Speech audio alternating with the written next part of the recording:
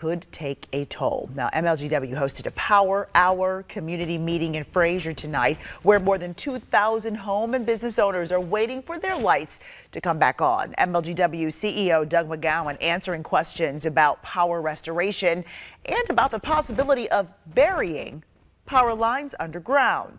Action News 5's Joyce Peterson live now with McGowan's response. Joyce, what did he have to say about that? Yeah, Joy, during the Power Hour, Action News 5 viewers were hitting me up on social media saying, can you please talk to Chief McGowan about what it will take to bury the lines underground to avoid these constant repeat outages? So after the meeting concluded, he and I chatted face to face.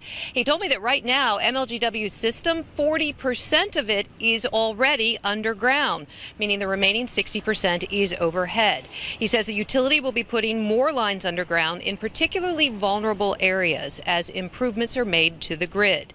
And he said that utility leaders have heard your calls loud and clear to bury the whole system.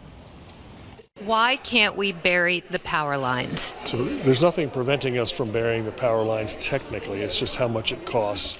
Our estimate to bury all the power lines is about $9 billion, which means that every customer would pay 2.5 times their current electric bill forever.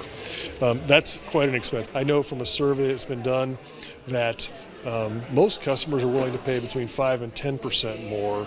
But almost nobody's willing to pay more than 50% more of their current bill to have it undergrounded. So it's a trade-off, and we understand that you're balancing a lot of financial responsibilities in your household, and this is just one. Doesn't it get more expensive, though, to keep fixing things after they break after every storm? It's a really good point, and balancing all of that out is exactly the analysis has to be done.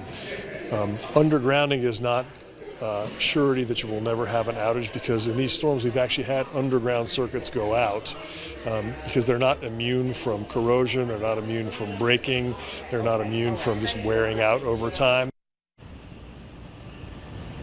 McGowan says while underground equipment is more reliable, it's also more expensive to fix when it breaks. He said the cost of repeatedly fixing the overhead lines every time there's a storm versus repairing a broken underground line occasionally almost evens out. But he says he is willing to have a conversation about burying the power lines. MLGW holding another Power Hour community meeting tomorrow. That one will be in Bartlett at the Performing Arts Center. It runs from 4 to 6 p.m. Any and all questions are welcome. Reporting live outside MLGW headquarters in downtown Memphis tonight, I'm Joyce Peterson, Action News 5. It is a hot and